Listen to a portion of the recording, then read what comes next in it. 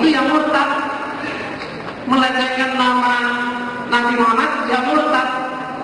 Melecehkan ayat Al-Quran ya murtad. Nah jadi apa lagi selain murtad. Nah tetapi di samping juga ada pernyataan selamat datang di area bebas Tuhan. Itu ada ajakan pikiran di Muhammad.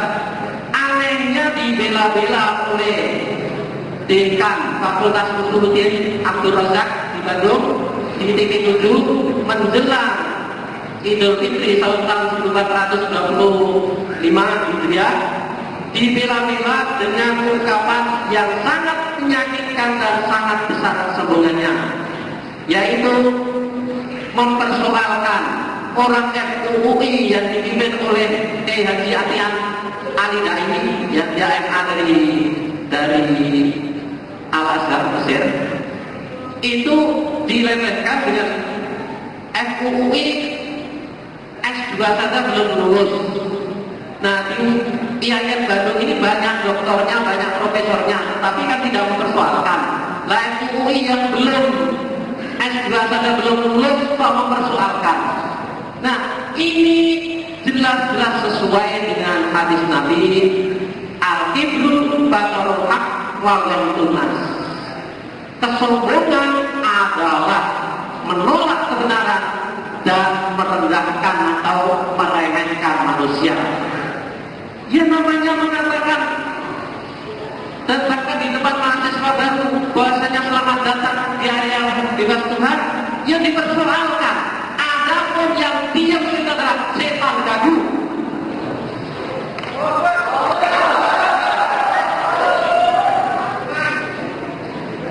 Setan gaduh itu ada di dalam istilahnya di dalam Islam.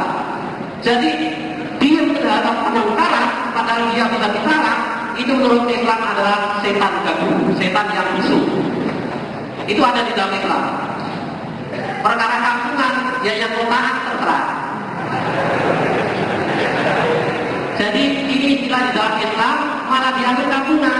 Alhamdulillah kalau sifat orang IAIN seperti ini diantaranya, atau dari luar IAIN saya nggak tahu. Ya alhamdulillah dijelaskan tentang Islam, dibilang kampungan. Kampungan dalam arti negatif saya kira. Nah, bapak-bapak, ibu-ibu, rahimakumullah.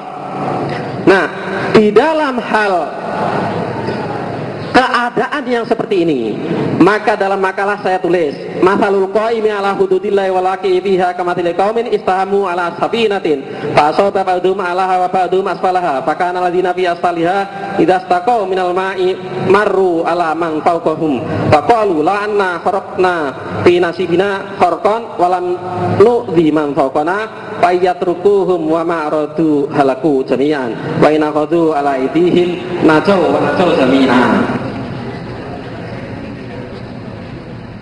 Perumpamaan orang yang menegakkan hukum-hukum Allah dan yang melanggarnya adalah bagaikan suatu kaum yang mengadakan undian untuk naik sebuah kapal.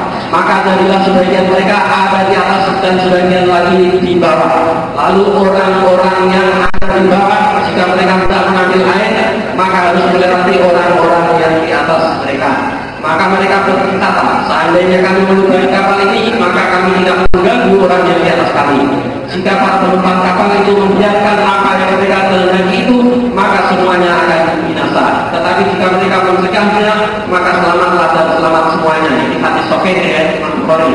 Nah, dengan adanya gejala seperti itu, kalau saya diam, padahal saya tahu bahkan sudah menelusuri sejak tahun 1977 dan bahkan seperti rektor UIN Jakarta dan para dosen-dosen di Jakarta ini banyak yang menjadi dosen saya, dan saya sering berdebat dengan mereka dan saya tahu pemikiran mereka.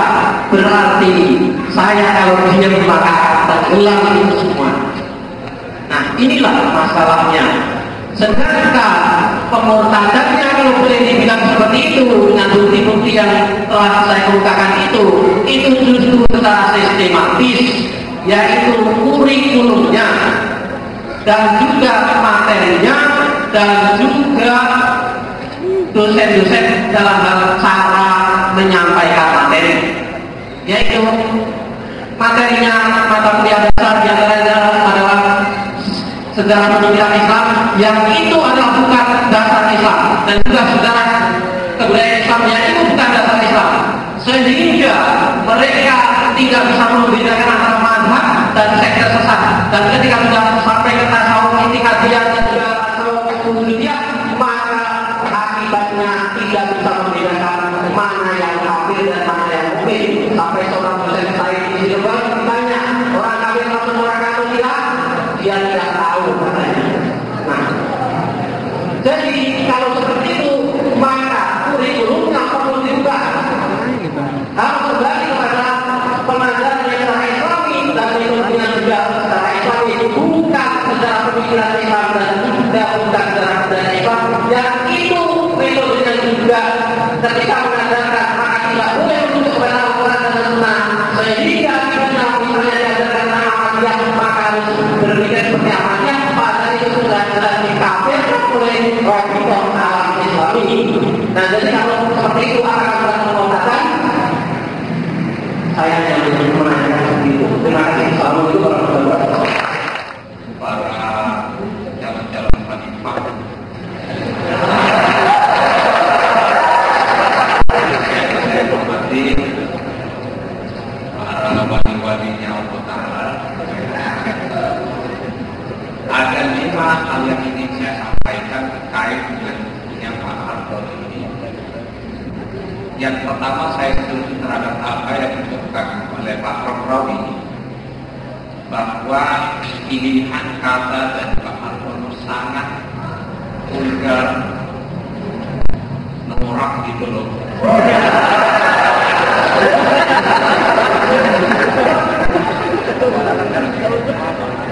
Tak terjaga. Saya membaca di dalam buku ini bagaimana seorang beriman bisa menyatakan si jompo si Tamoria Tuhan. Orang beriman tidak mungkin bisa mengeluarkan kata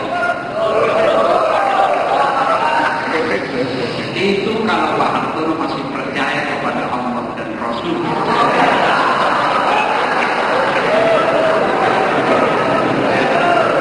Kecuali kalau Pak Harto mengambil pilihan untuk tidak percaya alias murtad.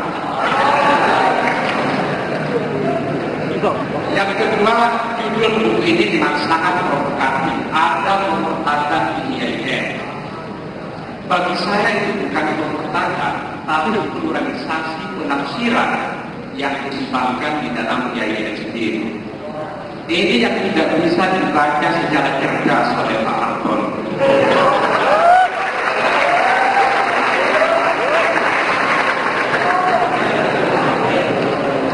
Artinya IAIN sedang mengembangkan bagaimana merumpungkan jenis-jenis penafsiran yang beragam, tanpa ada seseorang yang memiliki hak untuk memveto pikiran ini benar dan pikiran ini salah. Karena yang punya otoritas untuk menentukan sebuah pemikiran itu benar atau salah bukanlah manusia, akan tetapi Allah Subhanahu wa Ta'ala. Ingatlah sebuah firman Allah di dalam surat As-Sajdah ketika dikatakan, Inna rabbaka huwa yafsilu bainahum yaumal qiyamah fima kanu fihi yakhtalifun. Allah yang akan memberikan kata putus terhadap perselisihan penafsiran yang terjadi di lingkungannya ini, bukan hari ini, yaumal qiyamah.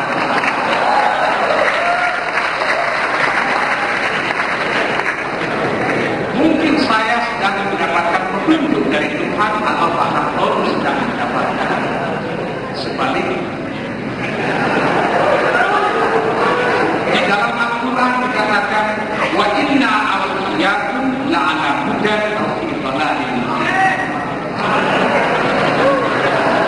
Mungkin saya sedang mendapatkan petunjuk, Pak Harto sebaliknya. Mungkin orang yang di dalam kesesatan, Pak Harto sebaliknya. Akan diberikan keputusan menentukan nanti, bukan sekarang, oleh Tuhan, bukan oleh manusia. Yang kedua, yang ketiga, buku ini banyak